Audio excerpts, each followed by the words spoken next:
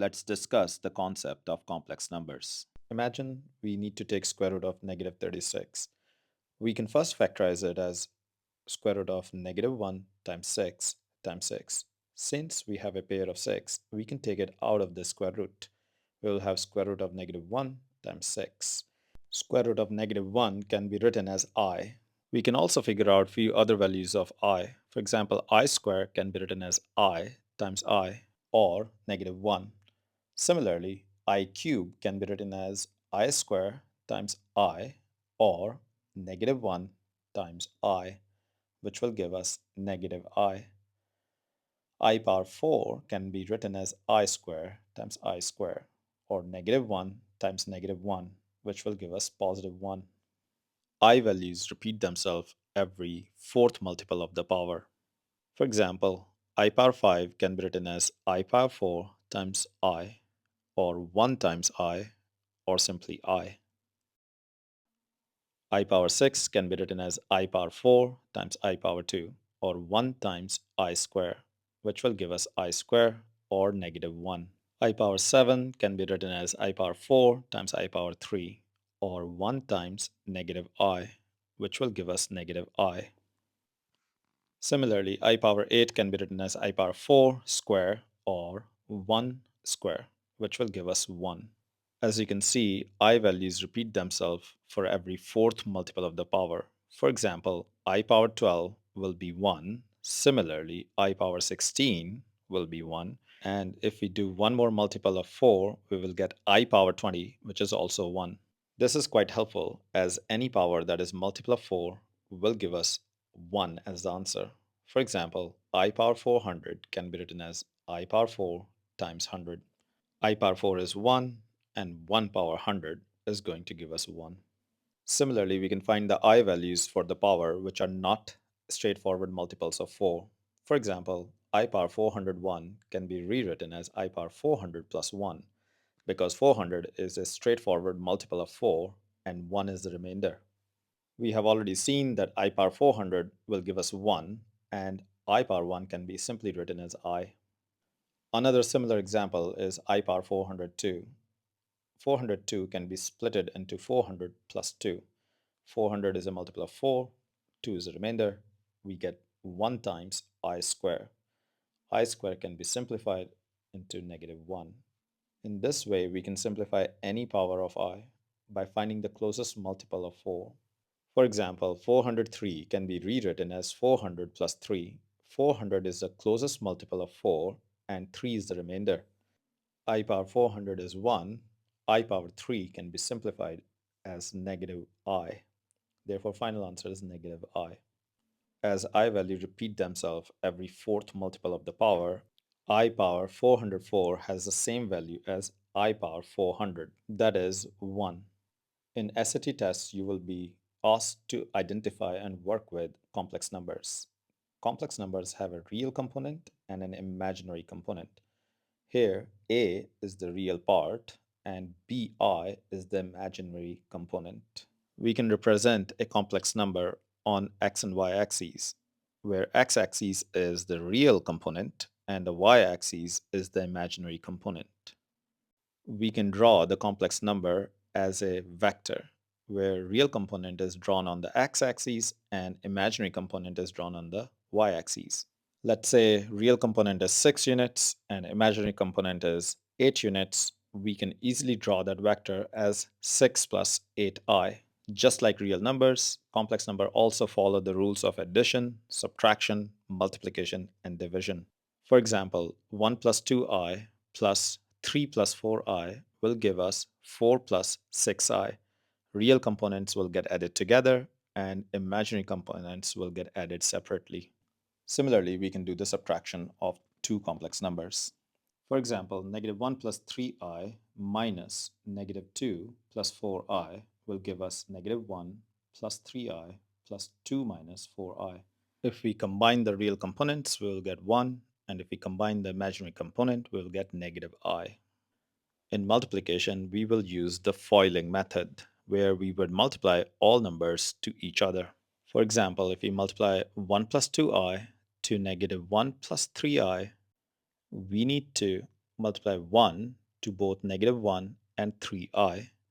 That will give us negative 1 plus 3i. We need to also multiply 2i to negative 1 and 3i, which will give us negative 2i plus 6i squared. Let's combine the like terms together. Negative 1 is written as such. 3i and negative 2i can be combined together and written as I. 6i squared can be rewritten as 6 times negative 1. This will give us negative 1 plus I minus 6. Negative 1 and negative 6 will give us negative 7 plus I. In division, you need to set up a fraction of two complex numbers. For example, let's divide 1 plus I by 1 minus 2I. To simplify this, we will multiply both top and bottom by the complex conjugate of 1 minus 2I, that is 1 plus 2I. To simplify the numerator, we will use the FOILing method, where we would multiply everything to each other. We will get 1 plus 2i plus I plus 2i squared. In the denominator, multiplication of two complex conjugate will get rid of the imaginary component, and we will get 1 square minus 2i complete square. In the numerator, we will get 1 plus 3i minus 2 as imaginary components add up together, and I square can be rewritten as negative 1. In the denominator, we will get 1 minus 4i square. I square can be rewritten as negative 1. In the numerator, we will get negative 1 plus 3i. In the denominator, we will get 5.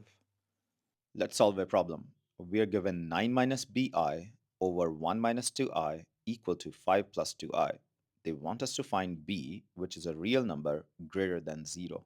To solve this problem, we will cross multiply 1 minus 2i to 5 plus 2i by using FOILing method, which will give us 5 minus 10i plus 2i minus 4i square. We can combine the imaginary component and the real components separately. Negative 10i plus 2i will give us negative 8i, and I square can be written as negative 1. If we compare real and imaginary components on both sides, we see that both sides have 9. Therefore, negative b must be equal to negative 8, or b must be 8.